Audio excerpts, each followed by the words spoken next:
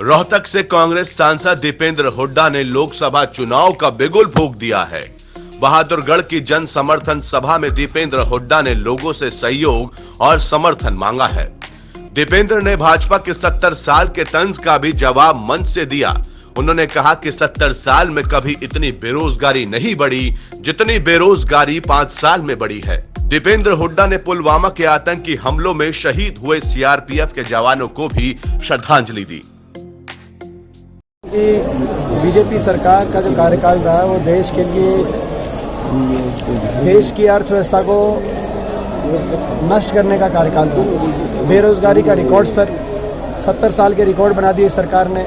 जैसे मैंने मंच पे कहा 70 साल में बेरोजगारी का इतना रिकॉर्ड स्तर नहीं हुआ। 70 साल में कभी बैंक का पैसा इतना बड़े उद्योगपतियों का नहीं डूबा के माध्यम से नहीं डूबा। 70 साल में कभी रुपया इतना सस्ता डॉलर के मामले में नहीं हुआ।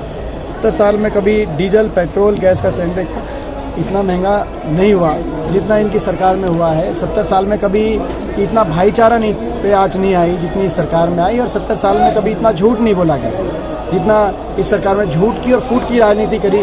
तभी आज देश में जो अभी 3 राज्यों के चुनाव हुआ है उसके जो नतीजे थे वो इस बात को दर्शाते थे कि देश में सरकार की लोकप्रियता का ग्राफ कहाँ पे पहुँच गया गिर के। और ऐसे ही हरियाणा के अंदर ये जो हरियाणा की सरकार है, इस सरकार ने हरियाणा को बहुत नुकसान पहुंचाया है 5 साल में। और हमारा संकल्प है, हम एक संदेश देंगे, हमारा संकल्प है कि हरियाणा को दोबारा से आपस के भाईचारे के, आपस के प्रेम के रास्ते पे लेके आएंगे और विकास के मामले में विस्तरीय विकास हरियाणा में हो, हमारे लोकसभा क्षेत्र में हो।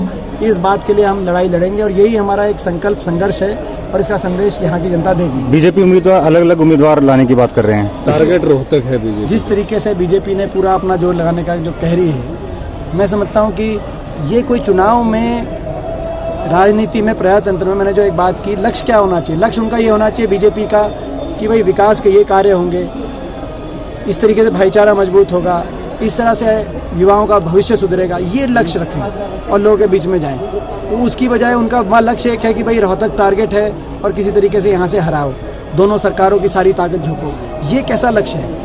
ये कोई लक्ष्य नहीं है, सकारात्मक लक्ष्य नहीं, नकारात्मक लक्ष्य है। हम किसी को हराने या जिताने के लिए नहीं, हम अपने इलाके को, हमारे लोगों को के अच्छे उज्जवल भविष्य की तरफ लेके जाने का कि हम लड़ाई लड़ते हैं। और इसीलिए मैं समझता हूँ कि बीजेपी ने जो मेरे को एक लक्ष्य बनाने का काम किया है वो उसका कारण ये है क्योंकि मैं हमेशा छत्तीस बिरादरी के आपस के भाईचारे और प्रेम की बात करता हूँ और विकास की बात करता हूँ, और ये बातें बीजेपी कहीं ना कहीं चुपती हैं, ऐसा मुझे दिखाई देता है। पुलवामा में सैनिक बदला मांग रहा है, देश बदला मांग रहा है पुलवामा के शहीदों का। हम श्रद्धांजलि देते हैं सबसे पहले, और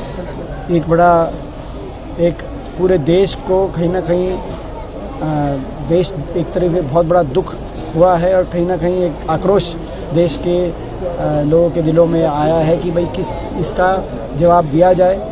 और हम पूरी तरीके से इस पर कोई राजनीति नहीं करना चाहते, सरकार के साथ है संपूर्ण विपक्ष, हम लोग सारे सरकार के साथ हैं। सरकार पूरी कार्रवाई करे, ये समय हाथ पे हाथ धरे रहने का नहीं है। और जो देश के दुश्मन जैसे मोहम्मद अजहर महमूद अब की बार चोट वहाँ तक पहुँचे, देश को ये आशा है, और इस तरह का उदाहरण बने कि जड़ तक इस बात को इसका समाधान हो।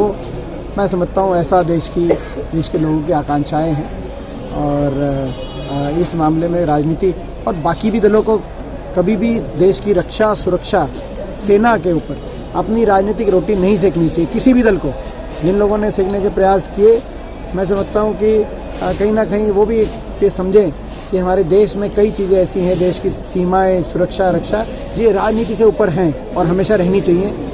और मेरा हमेशा ये स्टैंड रहा है और आज भी मैं ये कहना चाहता हूं। दीपेंद्र हुड्डा उसी रोहतक लोकसभा सीट से सांसद है जिसको जीतने के लिए भाजपा ने टारगेट फिक्स भी कर दिया है।